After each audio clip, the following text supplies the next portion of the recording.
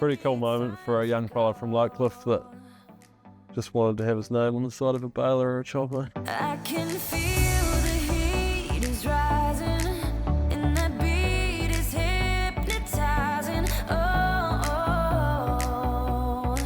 no, we run the show. Let's get loud, come on, lose control. Got to live or we get too old. Come on, show. Just for legal reasons, before you do block this thing, I don't unblock harvesters. Let's get louder, come on, lose control. Ain't no limit when we go for more. We can shine, shine a little tonight. Shine a little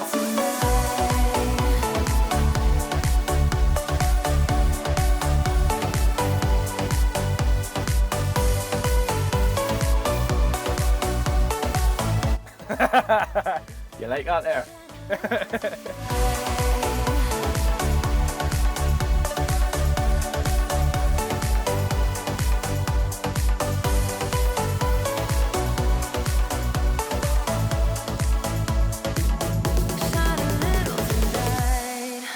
That's me ready to bounce. I'm Andy Harris, 34 years old, and since I was probably could walk, I knew that I was going to be a contractor. I first left school when I was 15. I got pulled out of my exam to go and drive around baler, a Fusion 2 actually. My boss, Michael Butler, who's actually up in the North Island now, very, very good guy, and he obviously saw a wee bit of something in me. I remember he came out and saw me, I was cultivating a paddock at my dad's place, and he goes, "Wee Andy, do you reckon you could come and drive a rake for me for the summer?" And that's sort of where it all started. And within bloody 6 months, I was driving a Fusion 2 and thought I was a contractor. I had my Northwest jersey and my bloody CCC shorts and thought I was pretty cool. I sort of got involved with a vine chop silage business and I got chucked in the deep end there. I sort of started off, I was going to just drive a rake there.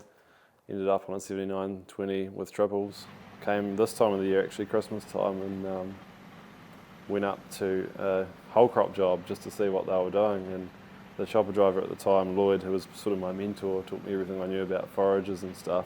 Just chucked me straight up the steps in a 6750 John Deere chopper, wound the throttle right up on it and said, "You'll be right, load a few trucks." So, and then from there on, I just loved fine chop silage, choppers and stuff. After what was it, would be 6 years of contracting, I thought I'd go home and give dairy farming a go. And sort of within 6 months, me and Dad came to the agreement that dairy farming wasn't my thing at all. I actually went at that point and worked for Carfields, which was cool because James Carr, Greg Carr and all that had always done all the work on our family farm at home.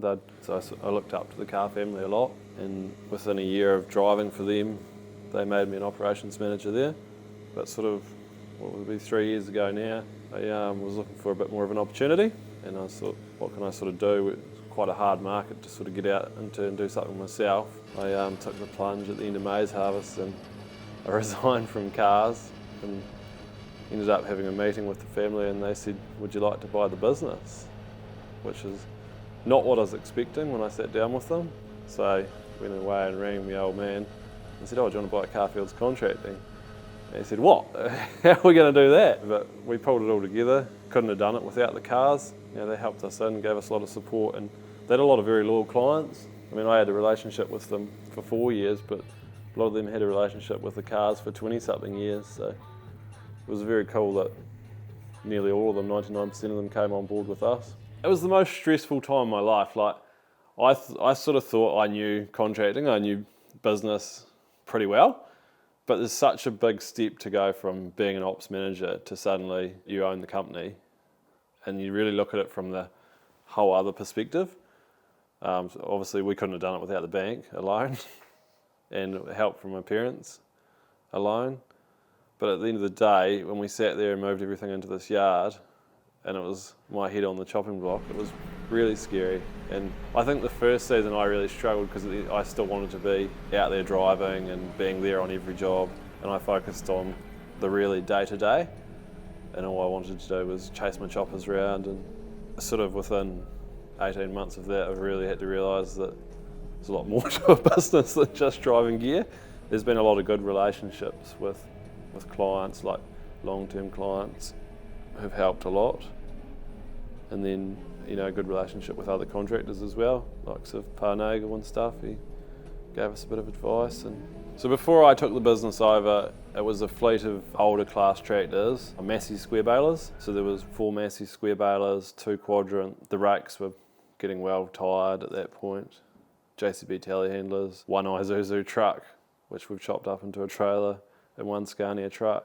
My main goal was, we own 2 foragers for maize. I really wanted to be able to have 2 foragers going a lot more in grass. Like with the business before I bought it, we only ever ran 1 forager. So we've been really trying to grow that. The other thing was Massey balers, they were great straw balers, but they weren't versatile.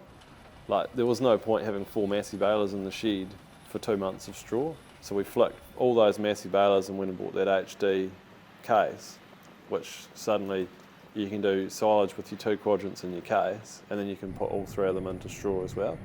So it was like we sort of stripped away some of the stuff that wasn't really being well utilised, and used some of that capital to invest in new gear. We've changed the JCBs to Scorpion telehandlers now. We've got a couple of 4800 rakes. Yeah, added trucks to the fleet this year as well. Try and be a bit more self-sufficient. The Scorpions, I've had a great relationship with JCB. The 435S and the 457 have been fantastic, but the telehandlers, we've always had a niggle with them. They haven't been perfect. And then when Class decided to bring Torian and Scorpion into the country, they obviously lost the JCB dealership. And we have such good backup from Class Harvest Centre. We demoed one, and I was actually really surprised by it. It's a Liebherr underneath, isn't it? It's hydrostatic. The boys like driving it. It's comfy. The cab's a wee bit smaller, and so far, the first one we got in September, and he's got damn near 700 hours on it. And other than an air conditioning fault, hasn't missed a beat. So we demoed the Torian and really liked it. It'd be hard rivaled with a Z-boom and a loader that's not 21 tonne like a 457 at the moment. Yeah, and credit to a 435S, it's pretty unbeatable. If you get yourself on a 14 metre base grass stack, the 435 all day, every day, it's faster, hydraulics are faster, it's more nimble. But when we get on the big bunkers that we're doing, sort of 5,000 tonne bunkers, and you're pushing maize, 70 odd metres up a face, and you're not flicking, you're just rolling it off the buck rake as you're going up a face all day, you've got compaction. And you've sort of been the stack boy then? I have been the stack man since day one. Yeah. So I have, I'm the only one really that's on it full time. There's another boy, Sam, there, drives the baler. He would drive the second one if need be, but that's only through a big panic one or something. Aye, because it's 2 loaders. 2 is This is the small one. Yeah, small one. That's a big one of mine. 435 Red S, and then there's a 457 as well. And what do you think of the 457 then? It's a great pushing machine now. Hydraulic power a bit slower, just compared to this, I would think. But if you're in the shuttered walls there, it should be a great machine for it. But your freestanding stacks she's a bit big for that and heavy, but she'd push a house down Right. No, she's great. She does a house down Serious. And what did you drive at home then? Drove Daniel Mars's 419 bits and pieces, and Is that where you learned the buck rake then? Or? No, from day one done a bit of buck raking for Richard Black with a 60 and a push-up buck rake in the front, and then James King, the boy I worked to at home, he had a 320. I buck raked for her for a while, and then it's only kind of past year there, Dan's rang me about bits and pieces there, but buck raking and all that carry on. Aye, so what do you think of the jump up from the 419? No, it's serious. I thought from the 320 to the 419, I thought there was some difference, but to the 419 to this here, it's serious. So it is. Push power and hydraulic power is just unbelievable in them. So they are. Oh, don't get me wrong, that 419 is a great machine too, handy but I wouldn't go buy one of these now. Would you like to have a go on the new joysticks there? I would like to, but I wouldn't think about going on. I don't know. Up on your walls there and stuff, like to be alright, but likes over here, the freestanding stack, you kind of, whenever you're over the edge, you kind of tuck into the steering wheel, kind of. Okay, yeah. To kind of grip on. Well, I do anyway. I don't know what everyone else does, but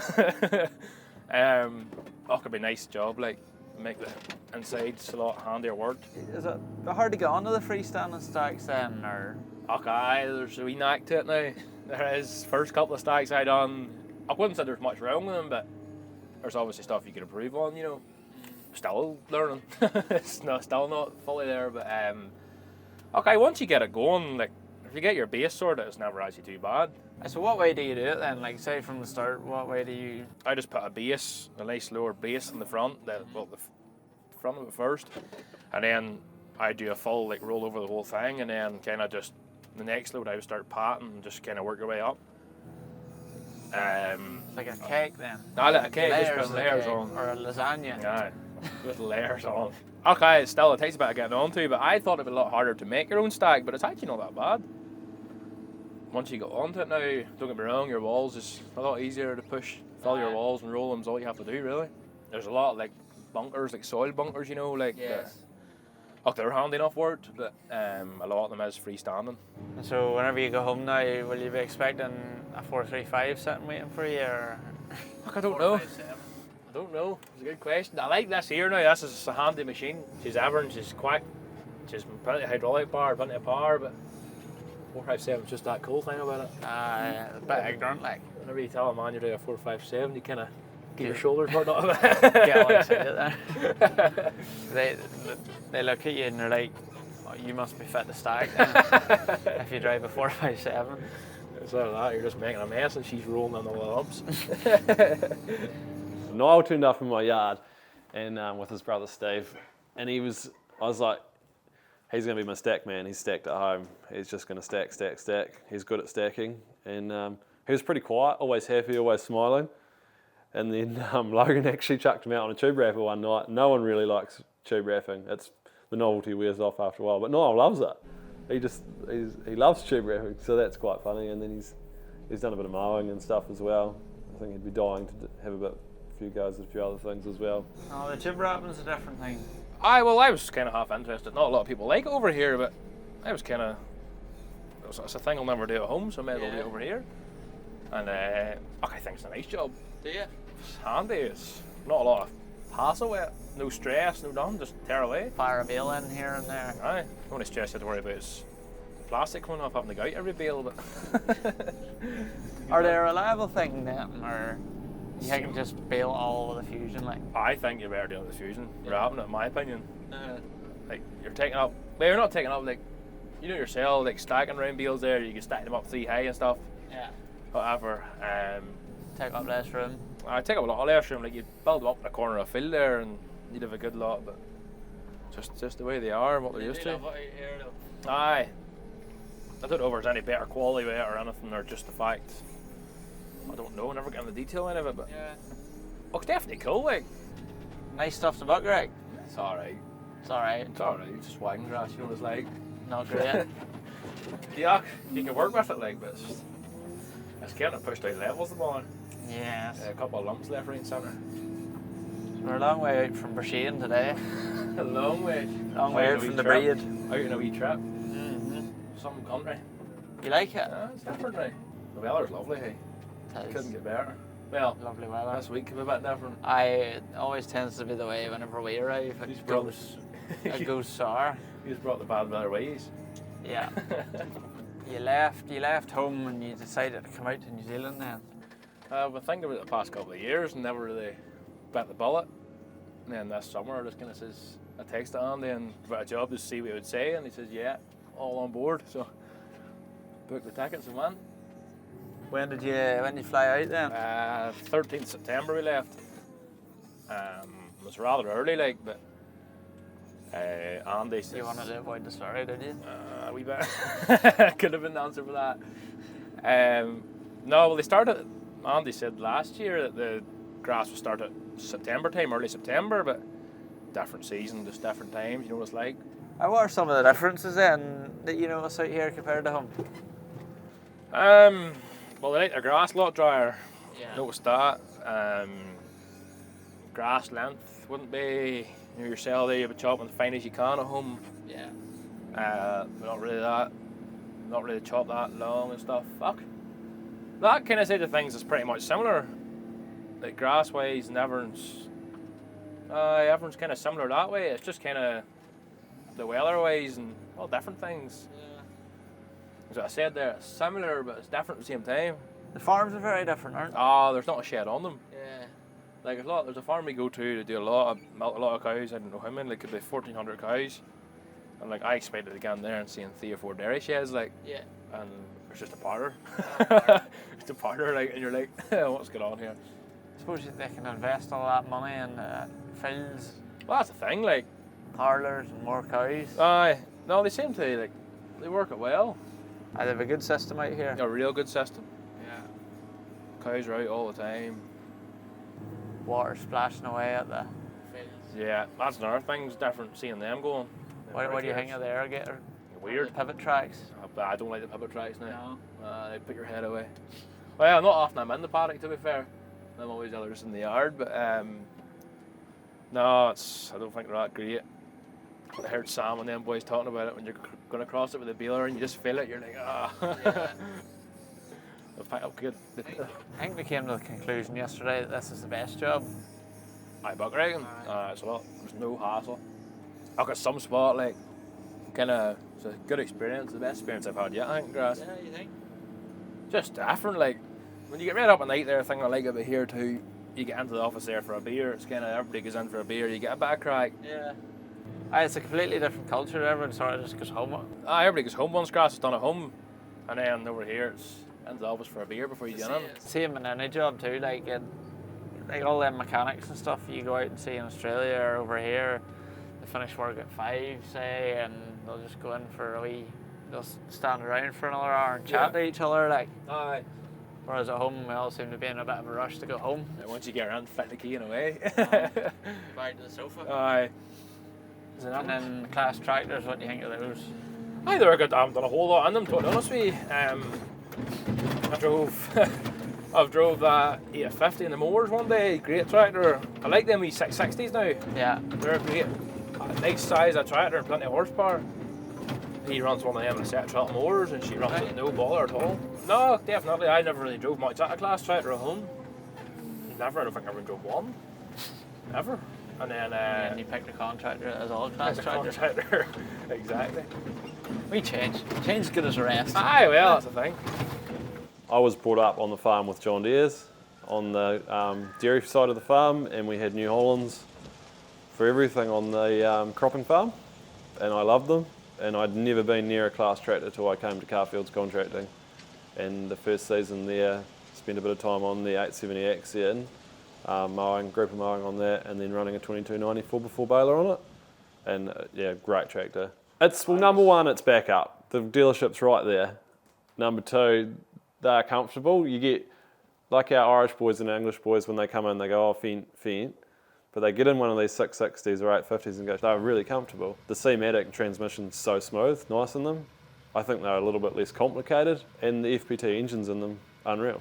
I think for what we're doing, those 660s are just absolute pocket rockets on trailer work and mowing, and then the 850s are suited to us. So.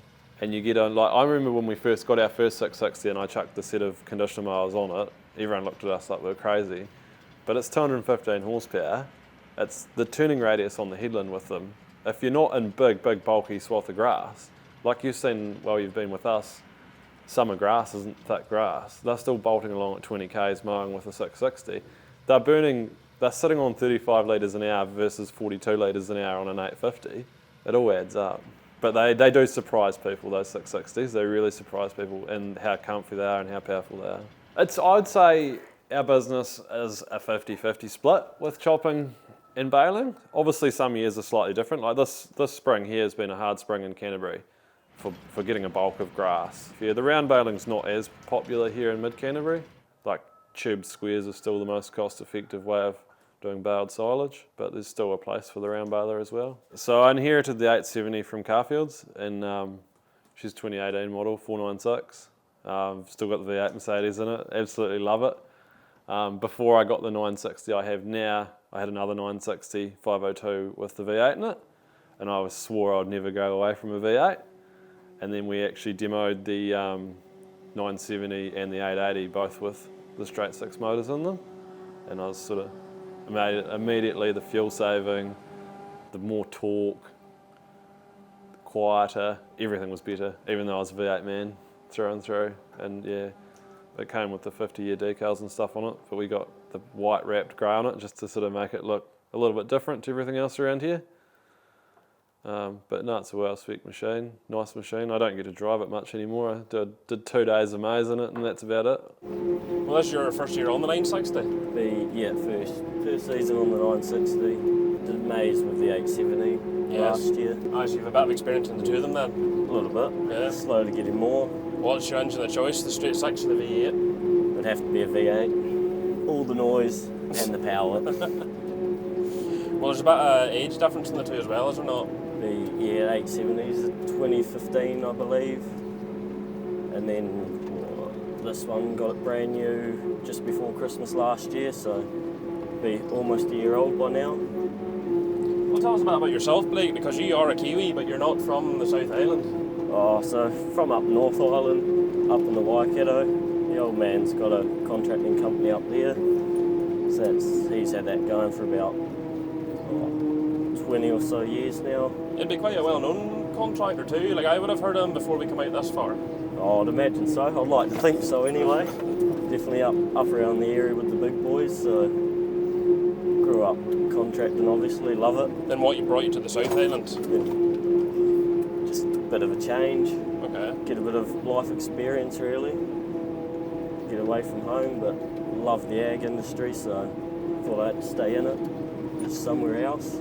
I was drilling and stacking at home, so did a little bit every now and then, sort of learnt the basics, and then down here now living the dream. So you come here to get the experience of driving choppers then? Pretty much.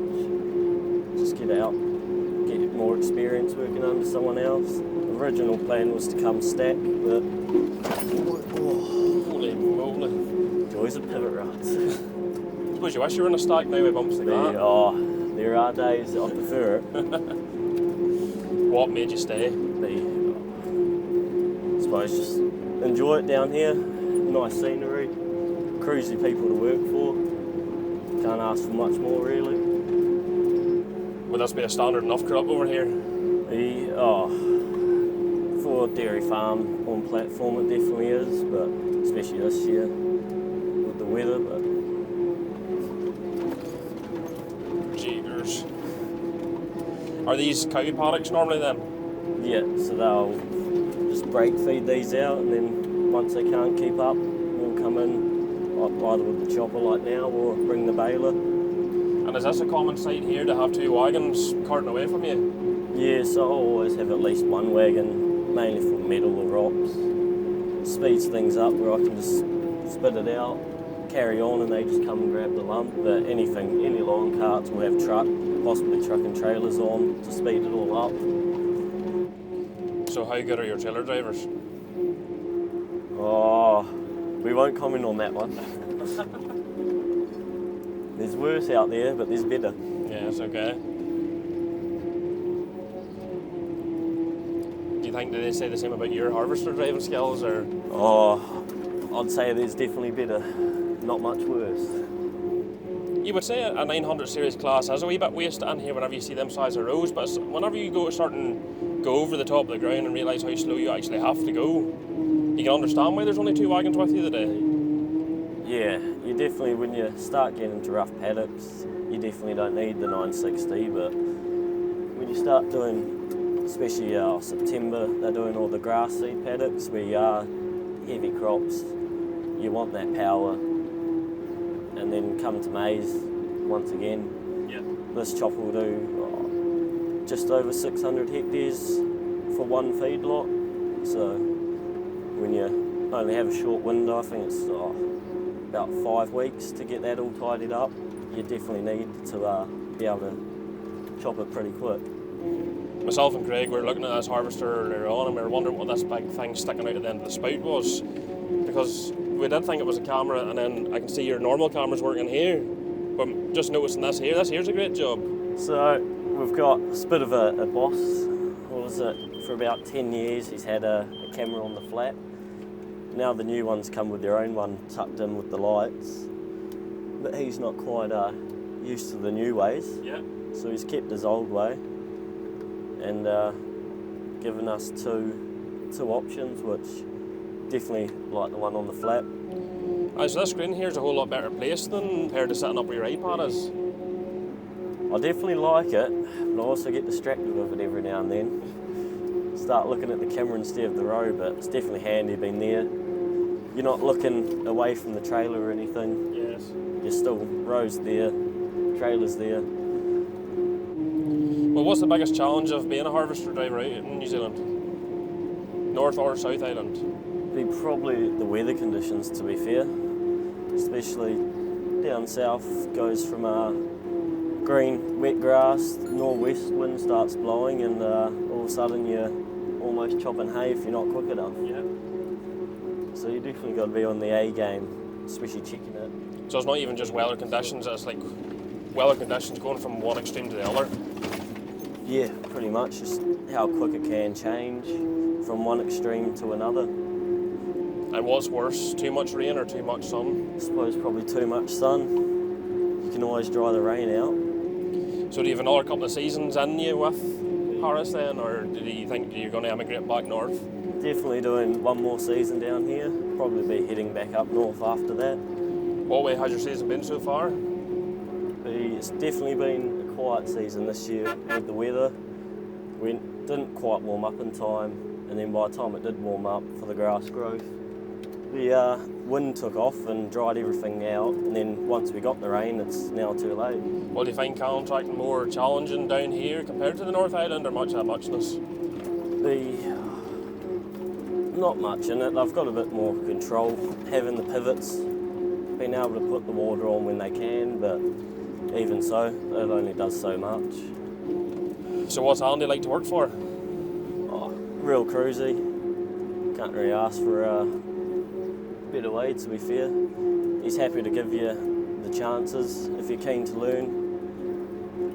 You show an interest, he's happy to give you the chance to extend your knowledge and experience. Yeah. And then what's the long-term plan? Are you going to bring that experience home to sort of take over your father's place, or? Bring the good bits and try add it into the old man's business where I can, and Leave the bad bits down here? yeah, we'll try. I'd probably bring some of the bad bits down. Well, do you think if you went back to the North Island and you got your father to start and wrap a harvester for you, he would finish it for you? Or? Oh, we'll definitely be finishing the top and spout. What's going on with this spout? The green spout, I knew you were going to say the green spout. The green spout's a real controversial one because I was a bit cheap when we were doing it, and they said we can't wrap the spout, we'd have to paint the spout, and then we were getting close to maize, and I said we're not pulling the spout off it to paint it green. And everywhere we bloody go, they say, why is the spout not green? So maybe before maize, 2026, I will wrap or paint the spout green. Yeah, it was pretty special for me, like a young fella to buy a new Forager in this game, this industry here. It was a big step to take to do it, and it arrived just before Christmas last year, and Mitch from Harvest Centre brought it round before it had even been PDI'd. I think it was Christmas Eve last year with a big red bow around the cab, and came back to that, which was pretty bloody cool. We had the two 960s parked up there and the 870 for some photos. What do you think? Are the Kiwis as good at drivers as us boys? It's hard to know. Okay, I hear a lot of them's good drivers now, Yeah. in all fairness. Okay, that yard, Andy's yard there, most of the boys are great drivers now, from what I see. So these are the only boys from Ireland over then, basically. Well, there's Larry boy Harry. Oh, Harry. He's driving the rig. Can't forget him. He's driving the 4800 rig. Singing away. Yeah. I don't know what I'm going to say because there's nothing really exciting here. There's nothing exciting going on.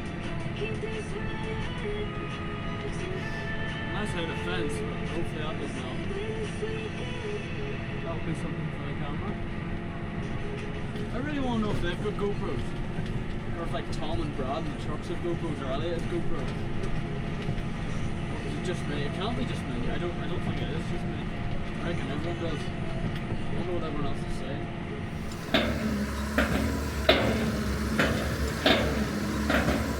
I feel like it's a bucket list thing for everyone that drives a tractor to come out. It is here. really like, aye. Here or Australia. I feel more here for the work-life balance as such. Aye, well that could be it too.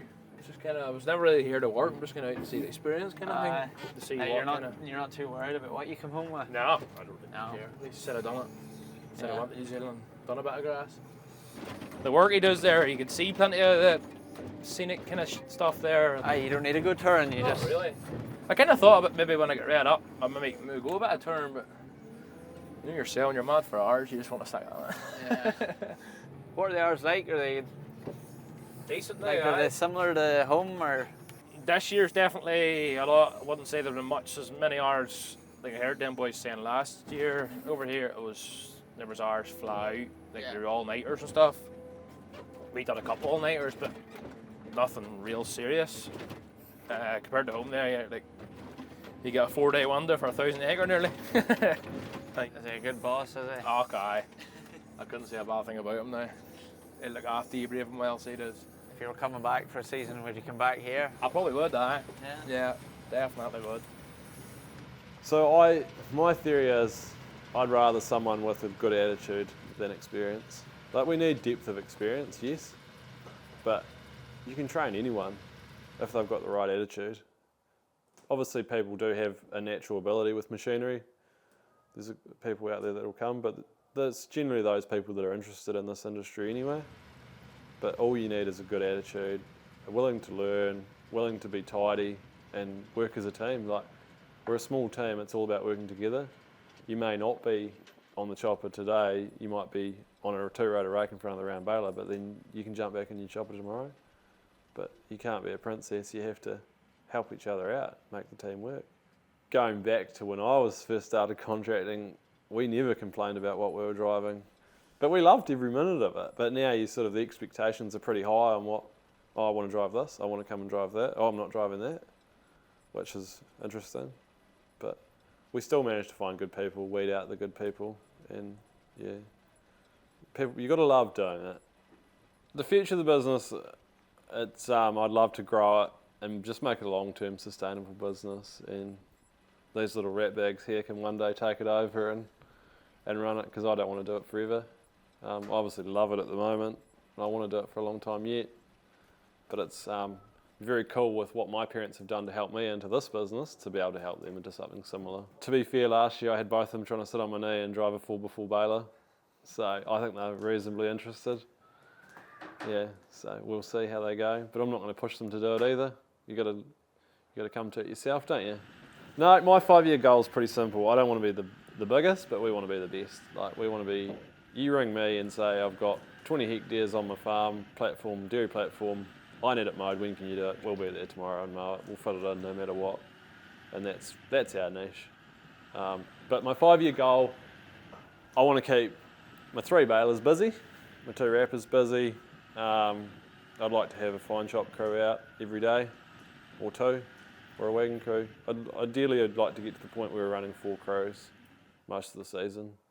So a little bit of natural growth, but we don't want to push it too hard either. Like, we've got some very, very good loyal clients that you don't want to let down by taking on more work either.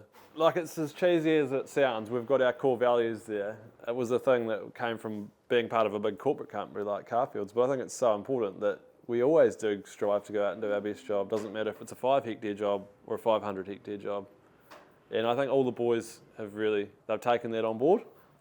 And everyone does take pride in it. Like, it's easy for me to say it's my business, my debt, for me to care, but for likes of Logan and the management team, the operators, the team leaders, for them to care like it's their own business too is unbelievable. And just shows the depth of people we have. I would have been happy to just chip away with a baler and a chopper, but it's just, natural growth's good growth, I think. And then, we've got to where we are now. It is unbelievable looking back what we've done in 3 years.